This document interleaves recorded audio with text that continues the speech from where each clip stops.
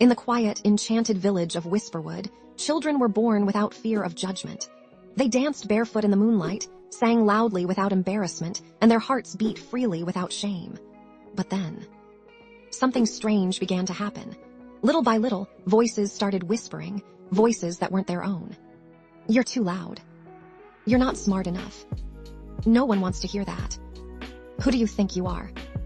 No one could explain it. The fairy children looked around in confusion. Could anyone else hear it? Was it just me? The laughter slowed. The dancing stopped.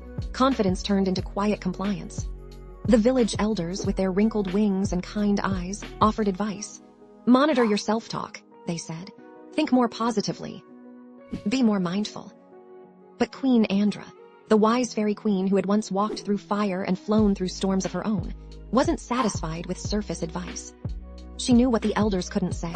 These voices were never ours to begin with. The inner critic was inherited. It came from years of conditioning. From teachers who turned a blind eye when bullies broke spirits.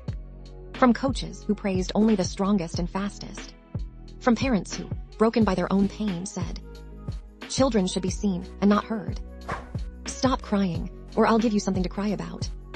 What happens in this house stays in this house." Each phrase, each silence, each moment of withheld love or misunderstood correction carved the inner critic into the nervous system of the children.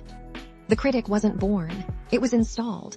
And now a new coach had arrived in Whisperwood, full of energy, passion, and vision. But no matter how hard she pushed the team, they stumbled. They didn't lack skill, they lacked belief. The coach cried out in frustration. How can I help them win when they don't even believe they deserve to play? Queen Andra placed her hand on the coach's heart. You don't need to change their self-talk, she whispered. You need to help them release the words they once claimed for safety. Because deep within, the children weren't broken. They were just remembering stories that never belonged to them.